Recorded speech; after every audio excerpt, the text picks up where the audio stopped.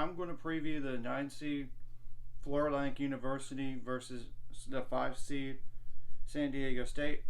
And of course, Florida Atlantic University became the first Conference USA team to make it to the Final Four since that 2008 Memphis team. That's first of all. And Florida Atlantic has 35 wins and 3 losses. And San Diego State won the Mountain West as well as the Mountain West tournament, I believe, but I'm going to double check. They did by 5 points against Utah State. So, and they're 31-6 overall. So either way, a 30-win team is going to have to, at least a 31-win team, if not better, is going to have to be eliminated. And there are no injuries as of right now, according to Cover Sports. And I'm pretty sure there's no injuries. So I'm going to go ahead and mention all the players to keep an eye on, which this game will take place on Saturday at 5:09 Central Time on CBS. What are some players to keep an eye on San Diego State? First of all, Matt Bradley. 12.5 points per game, 3.8 rebounds per game, 2.1 assists per game, 0.7 blocks per game, 1.4 turnovers per game.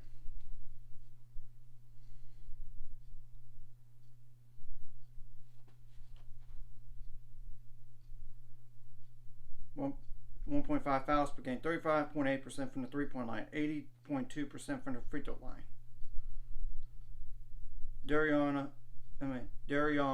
Trammell, 9.9 points per game. That's the only. He's not a double-digit scorer, but he's the second leading scorer on the team. 2.4 rebounds per game, 3.1 assists per game, 1.3 steals per game, 1.6 fouls per game, 1.6 turnovers per game. 73.5% from the free throw line, 31.6% from the free throw line. From the 3-point line, 73.5% from the free throw line. So, Lamont Butler, 8.7 points per game, 2.7 rebounds per game, 3.3 assists per game.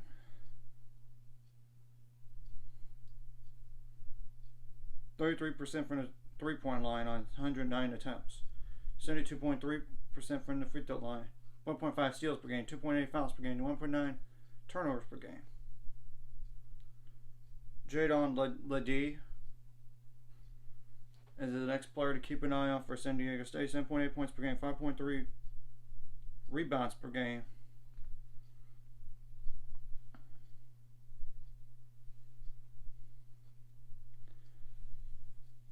1.9 fouls per game, 1 turnover per game, 0 for 9 on threes, but 75.2% from the free throw line, so I wouldn't worry about him as a shooter. Micah Parrish, 7 points per game, 3.6 rebounds per game.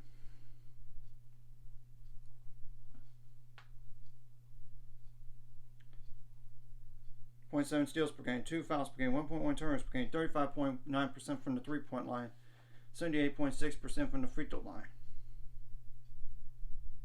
Keshad Johnson is the next player to keep an eye on. 7.6 points per game, 5 rebounds per game.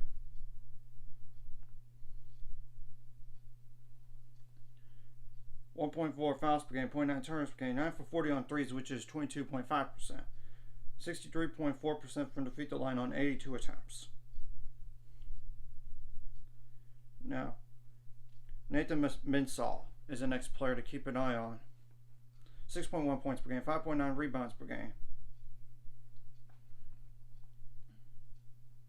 1 for 2 on threes. 64.8% from the free throw line on 88 attempts. 1.7 blocks per game. 0.6 steals per game. 2 fouls per game. 1 turnover per game. Besides 5.9 rebounds per game, which I think I already mentioned. But Adam Seiko is the next player to keep an eye on. 6.1 points per game.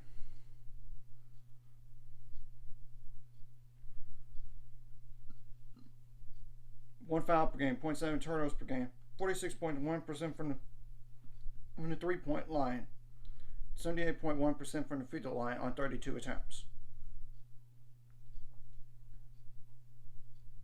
And the last player to keep an eye on for San Diego State is Aguk Arop. 4.5 points per game, 2.9 rebounds per game. 1 for 4 on threes, 67.9% on the free throw line on 28 attempts. 0.6 blocks per game, 0.7 steals per game, 1.9 fouls per game, 0.9 turnovers per game. Besides 2.9 rebounds per game, which I think I already mentioned, but if I did, I apologize. So that's all the players to keep an eye on for San Diego State. Now, Florida Atlantic University. You gotta keep an eye on following players.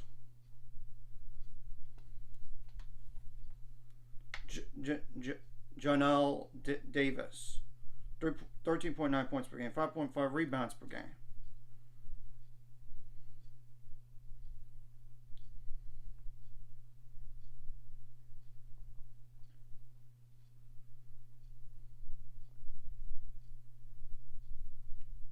Okay.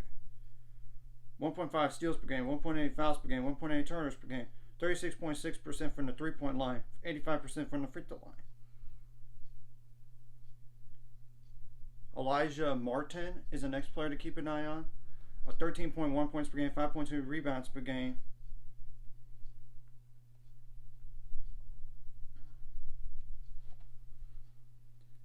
One steal per game, 1.8 fouls per game, 1.7 turnovers per game, 37% from the three-point line, 77.7% from the free throw line. Now, Vladislav Golden is the next player to keep an eye on. He's a center that's 6'1" tall. The tallest player in this game, if you think about it. Who's going to play consistently for either team? 6.6 rebounds per game, 2.4 fouls per game, 1.2 blocks per game, 1.3 turnovers per game. 60.6% from the free throw line, though, so he's a hack-a-shack if he has to hack. Nicholas Boyd is the next player to keep an eye on. 8.9 points per game, 4.3 rebounds per game, 2.5 assists per game, 1.1 turnovers per game, 1.8 fouls per game, 0.8 steals per game, 62.2% from the free throw line, but that's on 45 attempts. And it's 39.3% from the three-point line. Michael Forrest, 8.4 points per game, 2.3 rebounds per game.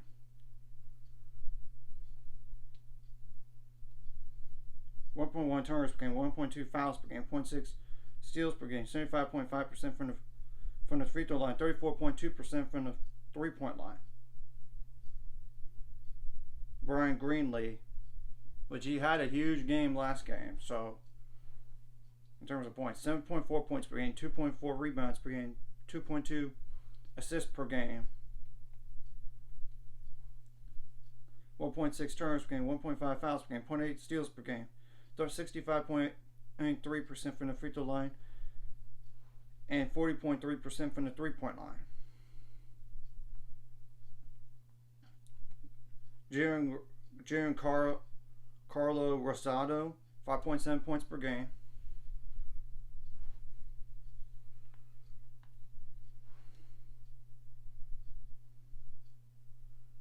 1.6 fouls per game, 1.1 turnovers per game. No threes attempted, so don't have to worry about him as a shooter.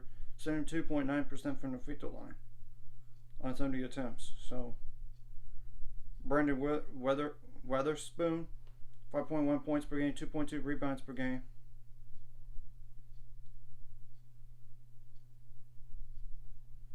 $1.2 fouls per game, 44-120 on threes, 69.2% on free throw line, which is on 26 attempts. Granted. And the last player to keep an eye on is Jalen Gaffney. 4.4 points per game, 2.7 rebounds per game, 2.4 assists per game, 1.1 turnovers per game, 1.3 fouls per game, 32.3% on the three-point line on 96 attempts, and 79.3% on the free throw line on 29 attempts. So, obviously, both teams need to limit foul trouble as much as possible. Of course, you got to get to the free throw line and make your free throws count. While you don't want to have so many free throws allowed either. You got to contain the shooters, contain the slashers. You got to rebound the ball on both ends. Of course, you need to get some second chance points, fast break points, points on turnovers, points from the bench, transition. And of course, you want to limit those as much as possible. I mean, it's the truth. You got to come out with energy and come out with no nerves and remain calm, of course. You got to make adjustments on the fly, and on both offensively and defensively. You got to take care of the ball, because if you don't, they're gonna probably take advantage of it. The other team will. So, and you have nothing to lose in this game. We were both not to go this far. I certainly did not see this coming, and I could promise you that, and probably many others as well. So that's the main keys right there. But I know there might be some more. Of course, you have to be smart and don't foul a jump shooter. That kind of goes with the foul trouble situation. You don't want to foul a jump shooter, just foul late in the clock when it's 10 seconds or less, and you're playing great defense, and then you foul and reset, give up to 20 again, because it's already hard enough to play good defense. I mean, and of course, you want to limit the best players as much as possible while not allowing those role players to kill you. I mean, anyways, if you like this content, hit like and subscribe, and see you guys later. 5 subscribers, we're on the road to it. Let's go.